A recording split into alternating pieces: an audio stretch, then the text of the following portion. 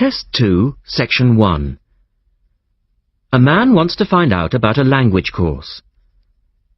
Listen to the conversation between the man and the woman and answer the questions. First, you have some time to look at questions 1 to 4.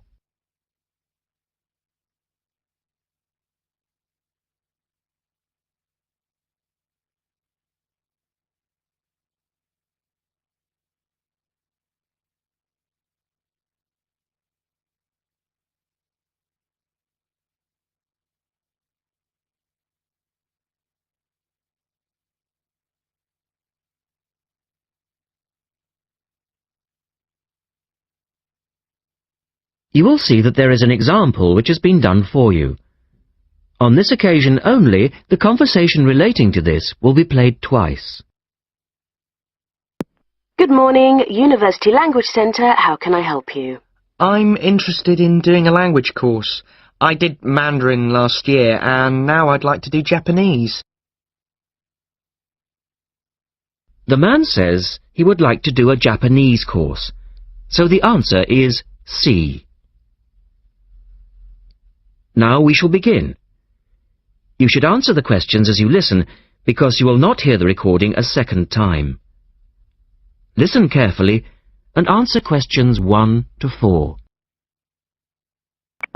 Good morning, University Language Centre. How can I help you?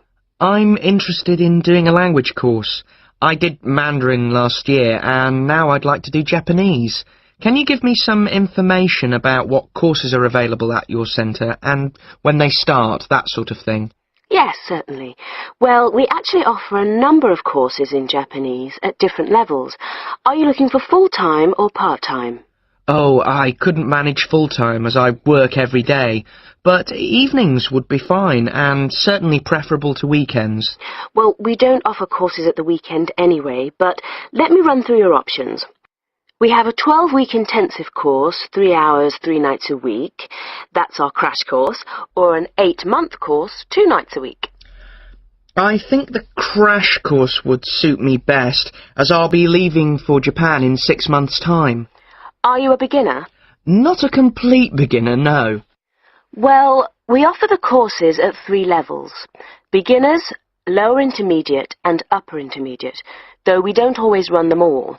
It depends very much on demand. I'd probably be at the lower intermediate level, as I did some Japanese at school, but that was ages ago. Right. Well, the next level 2 course begins on Monday the 12th of September. There are still some places on that one. Otherwise, you'd have to wait until January or March. No, I'd prefer the next course.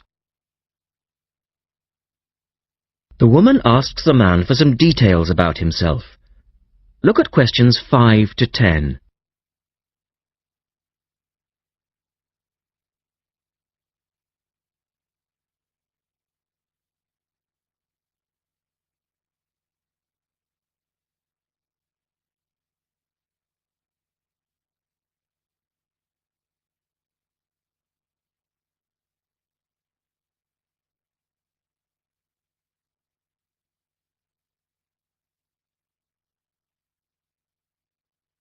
Now listen to their conversation and complete the form.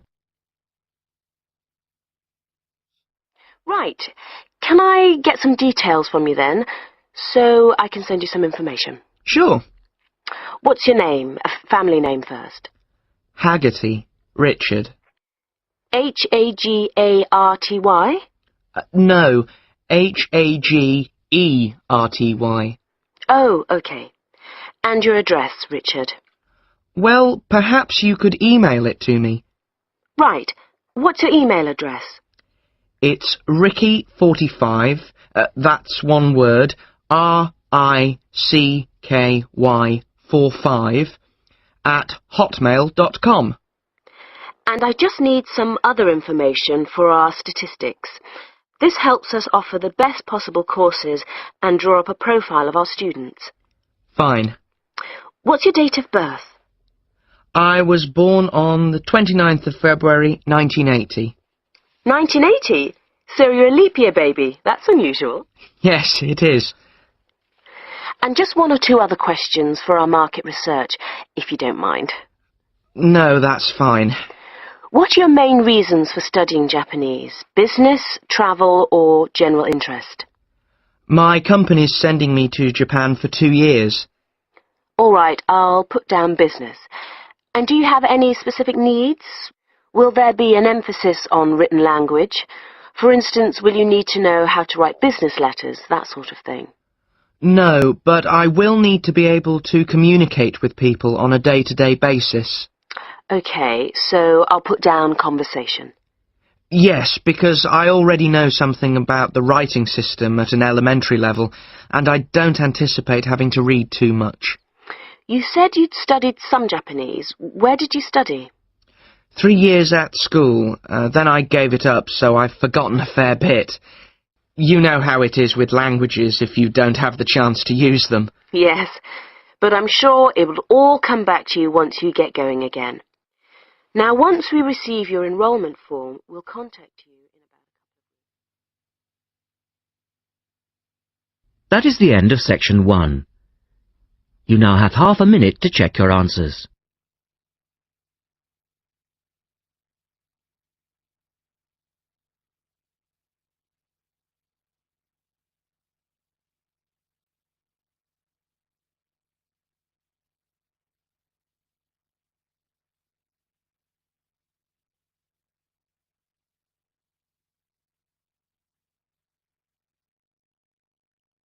Now turn to section 2 on page 54.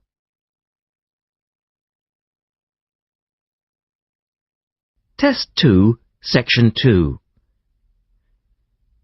You will hear a man talking on the radio about dogs which help people with their work.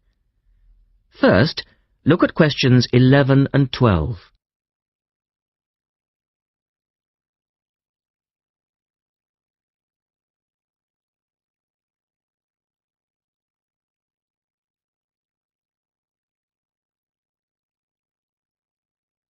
As you listen to the first part of the talk, answer questions 11 and 12.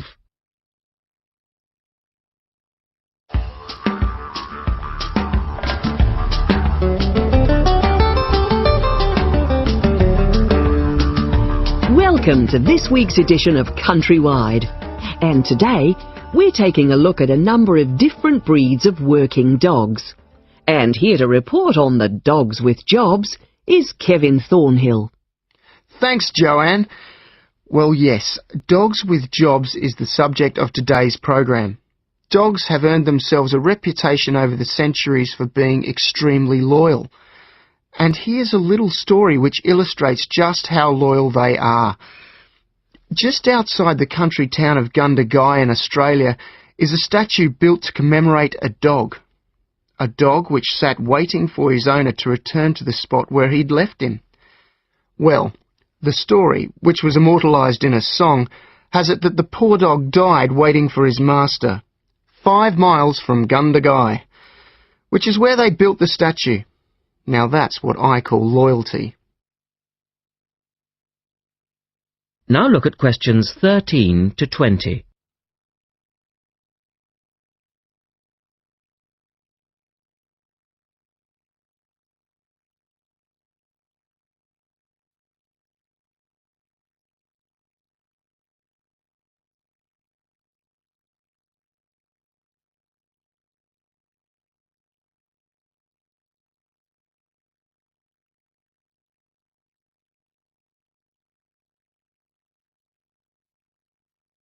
As the talk continues, complete the table for questions 13 to 20. Well, because of their loyalty and also their ability to learn practical skills, dogs can be trained to do a number of very valuable jobs. Perhaps the most well-known of working dogs is the Border Collie sheepdog. Sheepdogs which work in unison with their masters need to be smart and obedient, with a natural ability to herd sheep. Some farmers say that their dogs are so smart that they not only herd sheep, they can count them too. Another much-loved working dog is the guide dog, trained to work with the blind. Guide dogs, usually Labradors, need to be confident enough to lead their owner through traffic and crowds but they must also be of a gentle nature. It costs a great deal of money to train a dog for this very valuable work, but the guide dog associations in the UK, America and Australia receive no government assistance, so all the money comes from donations. Another common breed of work dog is the German Shepherd. German Shepherds make excellent guard dogs and are also very appropriate as search and rescue dogs, working in disaster zones after earthquakes and avalanches. These dogs must be tough and courageous to cope with the arduous conditions of their work, and so that they can be sent anywhere in the world to assist in disaster relief operations, effective dogs and their trainers are now listed on an international database. When you arrive at an airport here, you may be greeted in the baggage hall by a detector dog, wearing a little red coat bearing the words "Quarantine."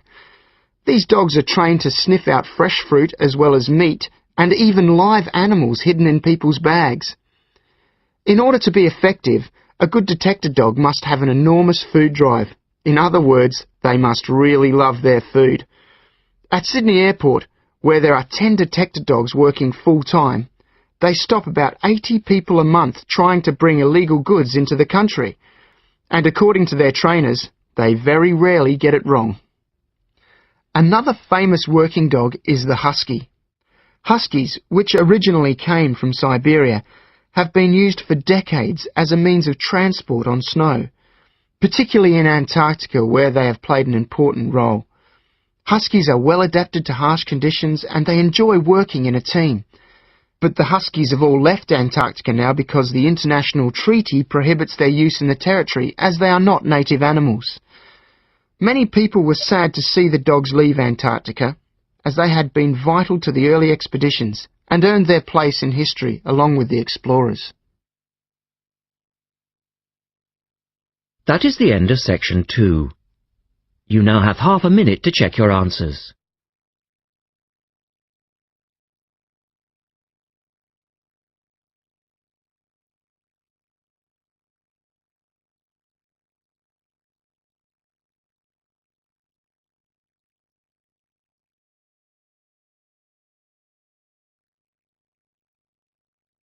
Now turn to section 3 on page 55.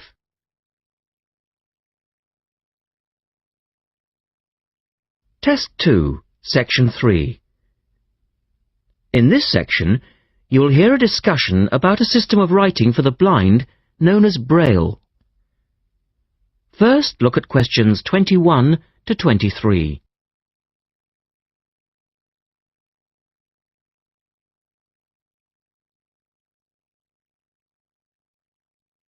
Now listen to the first part of the discussion and complete the notes for questions 21 to 23.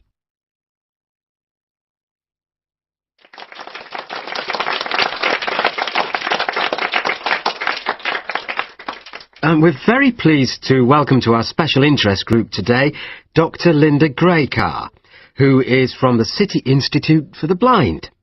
Linda is going to talk to us about the system of writing for the blind known as Braille. Linda, welcome. Thank you. Now, we'd like to keep this session pretty informal, and I know Linda won't mind if members of the group want to ask questions as we go along. Well, let's start with an obvious one. What is Braille, and where does it get its name from? Well, as you said, Braille is a system of writing used by and for people who cannot see.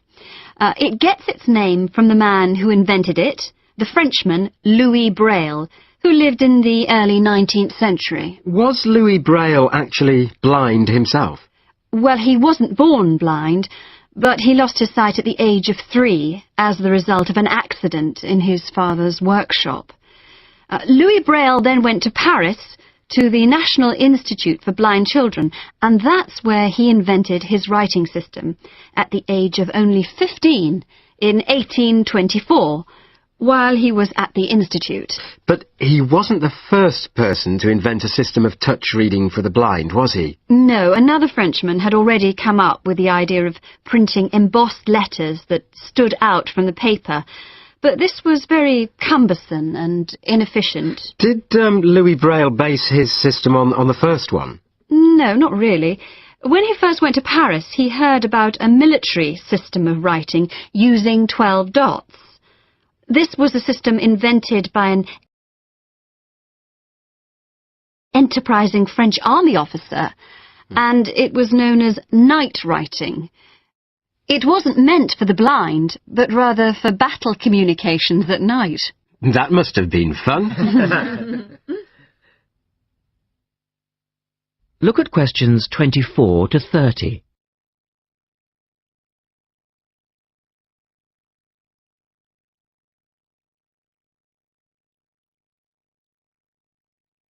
Listen carefully and answer questions 24 to 30.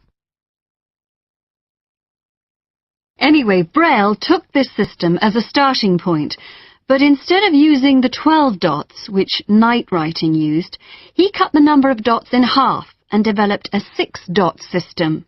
Can you give us a little more information about how it works? Well, it's a system of touch reading, which uses an arrangement of raised dots called a cell. Braille numbered the dot positions 1, 2, 3 downward on the left and 4, 5, 6 downward on the right. The letters of the alphabet are then formed by using different combinations of these dots. Yes? So, is the writing system based on the alphabet, with each word being individually spelt out? Well, it's not quite that simple, I'm afraid. For instance, the first 10 letters of the alphabet are formed using dots 1, 2, 4 and 5. But Braille also has its own short forms for common words. For example, B for the word but and H for have. There are many other contractions like this. So you spell out most words letter by letter, but you use short forms for common words? Yes. Though I think that makes it sound a little easier than it actually is. And was it immediately accepted? I mean, did it catch on straight away? Well, yes and no. It was immediately accepted and used by Braille's fellow students at the school, but the system was not officially adopted until 1854, 2 years after Braille's death. So official acceptance was slow in coming. I suppose it works for all languages which use the Roman alphabet. Yes, it does, with adaptations, of course. Can it be written by hand, or do you need a machine to produce Braille? Well, you can write it by hand onto paper with a device called a slate and stylus. But the trick is that you have to write backwards, from right to left, so that when you turn your sheet over, the dots face upwards and can be read like English from left to right. Oh, I see. But these days, you'd probably use a Braille writing machine, which is a lot easier. And tell us, Linda, is Braille used in other ways, other than for reading text? Yes, indeed. In addition to the literary Braille code, as it's known, which of course includes English and French, there are other codes. For instance, in 1965, they created a form of Braille for mathematics. I can't imagine trying to do maths in Braille. Yes, that does sound difficult, I agree. And there's also a version for scientific notation. Oh, and yes, I almost forgot. There is now a version for music notation as well. Well, thanks, Linda. That was most interesting. Now, does anyone have any last questions? Yes. Roughly how long does it take to learn to read Braille? Test 2, Section 4. You will hear a talk about memory in babies and young children. First, you have some time to look at questions 31 to 35.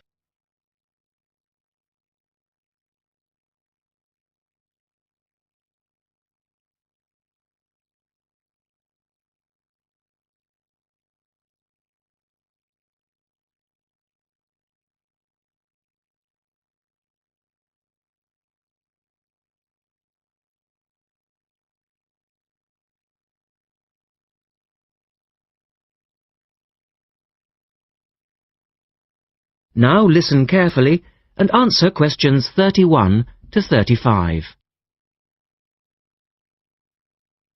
We're going to look today at some experiments that have been done on memory in babies and young children. Our memories, it's true to say, work very differently, depending upon whether we are very old, very young, or somewhere in the middle. But when exactly do we start to remember things? And how much can we recall? One of the first questions that we might ask is, do babies have any kind of episodic memory? Can they remember particular events? Obviously, we can't ask them, so how do we find out? Well, one experiment that's been used has produced some interesting results. It's quite simple and involves a baby in its cot, a colourful mobile, and a piece of string. It works like this. If you suspend the mobile above the cot and connect the baby's foot to it with the string, the mobile will move every time the baby kicks. Now you can allow time for the baby to learn what happens and enjoy the activity. Then you remove the mobile for a time and reintroduce it sometime from 1 to 14 days later. If you look at this table of results, at the top 2 rows, you can see that what is observed shows that 2-month-old babies can remember the trick for up to 2 days, and 3-month-old babies for up to a fortnight. And although babies trained on one mobile will respond only if you use the familiar mobile, if you train them on a variety of colours and designs, they will happily respond to each one in turn. Now, looking at the 3rd row on the table, you will see that when they learn to speak, babies as young as 21 months demonstrate an ability to remember events which happened several weeks earlier. And by the time they are 2, some children's memories will stretch back over 6 months, though their recall will be random, with little distinction between key events and trivial ones, and very few of these memories, if any, will survive into later life. So, we can conclude from this that even very tiny babies are capable of grasping and remembering a concept. Look at questions 36 to 40.